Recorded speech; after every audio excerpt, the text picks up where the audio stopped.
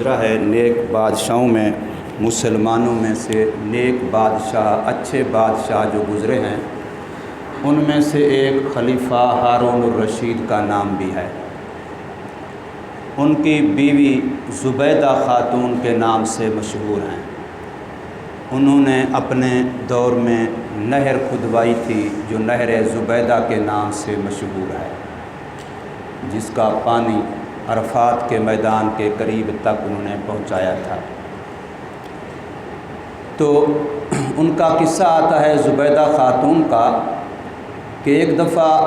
بھوک کی حالت میں کھانا سامنے تھا اور وہ کھانا کھا رہی تھیں اور کھانے کی چاہت بھی تھی طبیعت میں کہ ادھر اذان شروع ہو گئی۔ تو جوں ہی اذان کی آواز کان میں پڑی اللہ اکبر، تو لقمہ جو منہ کی طرف لے کے جا رہی تھی اس کو فوراً نیچے رکھ دیا، اور سر سے دوپٹہ ہٹا ہوا تھا، گھر میں تھی تو فوراً اپنے دوپٹے کو جوڑا اور سر کو ڈھانپا۔ زندگی گزرتی رہی، موت نے سب پر آنا ہے، ان پر بھی موت آئی۔ کسی نیک خاتون نے خواب میں دیکھا، پوچھا کیا بنا، تو کہنے لگی اللہ نے کرم فرمایا ہے، بخش دیا ہے۔ تو خواب والے نے کہا اللہ نے آپ کو بخشنا ہی تھا کہ آپ نے تو بہت بڑا صدقہ جاریہ نہر زبیدہ جو کھدوائی ہے، اللہ کے مخلوق کو بہت فائدہ پہنچ رہا ہے، اس وجہ سے تیری بخشش تو یقینی تھی۔ تو وہ کہنے لگی کہ اللہ نے مجھے اس نہر کی وجہ سے نہیں بخشا، بلکہ نہر کے بارے میں تو اللہ نے فرمایا کہ یہ تو حکومت کا، ملک کا خزانہ تھا، آپ کو خدمت کا موقع ملا، آپ نے اچھے کام میں لگایا، تو اس وجہ سے میں آپ کو نہیں بخش رہا، بلکہ اس وجہ سے کہ آپ کی ایک نیکی ایسی ہے جو آپ نے میرے نام کا احترام کیا تھا، اور وہ یہی نیکی جتلوائی گئی کہ آپ نے اذان سنتے ہی اپنی بھوک اور چاہت کے باوجود لقمے کو واپس رکھا اور اپنے سر کو ڈھانپا، صرف اللہ کے نام کے احترام اور عظمت کی وجہ سے، اس وجہ سے تیری بخشش کی جاتی ہے۔ اب ذرا اندازہ لگائیے کہ اللہ تبارک و تعالی کا احترام، عظمت اور شان، اس کی کیا عظمت اور وقت ہے۔ اسی طریقے سے ایک واقعہ لکھا ہے کہ امام احمد بن حنبل رحمۃ اللہ تعالی علیہ، جو 4 اماموں میں سے ایک بڑے امام ہیں، امام احمد بن حنبل رحمۃ اللہ تعالی علیہ، ان کے مکان کے قریب ایک لوہار رہتا تھا، اور وہ اپنا یہی لوہار والا پیشہ کرتا تھا، لیکن اس کی طبیعت ایسی تھی کہ کام کر رہا ہوتا تھا، لوہے کو کدال سے، ہتھوڑے سے کوٹ رہا ہوتا تھا، اور جو ہی اذان کی آواز آتی اللہ اکبر، تو ہتھوڑا جہاں کہیں اٹھایا ہوتا وہی چھوڑ دیتا، اس کا وہ ضرب بھی، وہ وار بھی نہ لگاتا لوہے پر کہ ادھر اللہ کے نام کی آواز لگی ہے، تو فوراً ہاتھ سے اس ہتھوڑے کو وہیں چھوڑ دیتا اور کام چھوڑ کر کے اللہ کے حکم کی تعمیل کی طرف، نماز کی طرف چل پڑتا۔ جب فوت ہو گیا تو کسی نے اس کو بھی خواب میں دیکھا اور پوچھا، تو بتایا کہ اللہ نے مجھے امام احمد بن حنبل سے 1 درجہ نیچے جنت میں جگہ دی ہے۔ تو دیکھنے والا بڑا حیران ہوا کہ وہ تو اتنے بڑے امام ہیں، انہوں نے تو بڑا دین کا کام کیا ہے، بڑی کتابیں لکھی ہیں اور مستقل مجتہد ہیں، آپ تو کوئی اتنے پڑھے لکھے دین والے نہیں تھے۔ تو فرمایا کہ اس وجہ سے کہ اللہ نے فرمایا تو نے میرے نام کا احترام کیا ہے۔ اب آپ اندازہ لگائیں کہ یہ کتنی بظاہر چھوٹی چھوٹی نیکی لگتی ہے، اس پر کوئی بڑا زر خرچ نہیں ہوتا اور کوئی بڑا زیادہ طاقت اور قوت نہیں لگتی، لیکن احترام ہے جو دل کا فعل ہے، جو دل کا فعل ہے کہ دل کے اندر اللہ کے نام کی عظمت، وقعت، احترام کتنا ہے۔ ایک حدیث پاک کا مفہوم ہے کہ مسجد کے اندر جو تنکے پڑے ہوتے ہیں، کہ اس تنکے کو اٹھا کے کسی بندے نے باہر مسجد سے پھینکا، مسجد کو تنکے سے پاک صاف کرنے کی نیت سے، اب یہ کتنا آسان عمل ہے، لیکن اس پر حدیث پاک میں یہ آیا کہ ہر تنکا اس کے لیے قیامت میں جنت کی ایک حور کا حق مہر بنے گا۔ اب آپ اندازہ لگائیں کہ نیکی کتنا ہلکی پھلکی ہے، مگر دل کے اندر اللہ کے گھر کا احترام ہے، وہ دل والی بات کام کر رہی ہے۔ اس لیے بنیادی چیز جو میں اور آپ نے سیکھنی ہے اور سمجھنی ہے اور قابو کرنی ہے دل میں، وہ یہ ہے کہ دین کا کوئی کام جو اچھا ہے اس کی اچھائی کا قلبی طور پر معترف ہونا،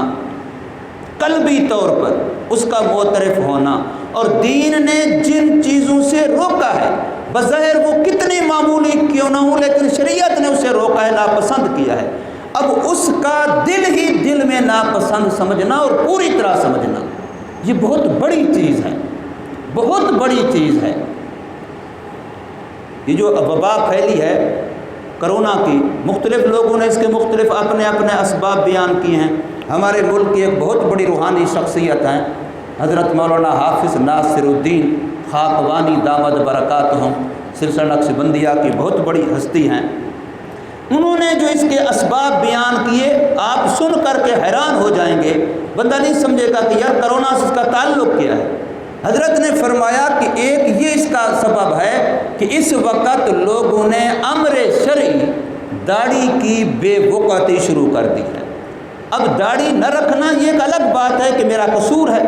لیکن ایک بندہ سمجھتا ہے سرے سے یہ ہے ہی دقیانوسی، یہ ہے ہی فضول کام، یہ ہے ہی فلاں فلاں فلاں، بے وقعتی۔ اور دوسرا حضرت نے فرمایا عورتوں کے دل سے پردے کا اہتمام نکل گیا، انہوں نے پردے کو بھی دقیانوسی سمجھنا شروع کر دیا۔ بولو جی یہ تو کوئی پرانی بات ہے، یہ تو ترقی قسم کی رکاوٹ ہے، یہ تو فلاں ہے، یہ تو فلاں ہے، یعنی عورتوں کے بارے میں پردے کا مسئلہ۔ اور تیسرا حضرت نے فرمایا کہ اس بات کہ تہ بند کا شلوار سے،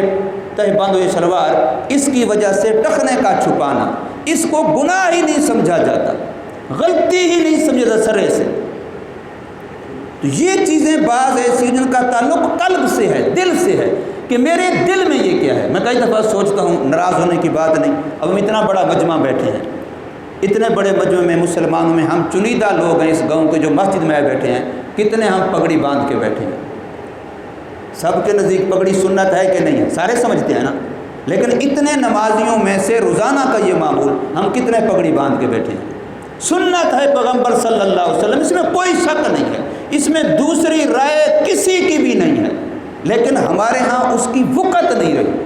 کہ ایک امر شرعی ہے، حضور صلی اللہ علیہ وسلم سے ایک نسبت رکھتی ہے، لیکن اس کا کتنا ہمارے اندر اہتمام ہے یا کتنا ہمارے اندر اس کی بے وقعتی ہے۔ تو اس لیے رمضان مبارک میں یہ چیزیں ہم نے سیکھنی ہیں۔ آج میں پڑھ رہا تھا ایک بندے کا واقعہ کہ ایک بندہ تھا، مسجد کا خادم تھا، متولی تھا، مسجد کا کمیٹی کا تھا، آج کل کی زبان میں کہیں مسجد کا کام کراتا تھا، فوت ہو گیا، اللہ کے ہاں پیشی ہو گئی، حساب کتاب ہو رہا ہے،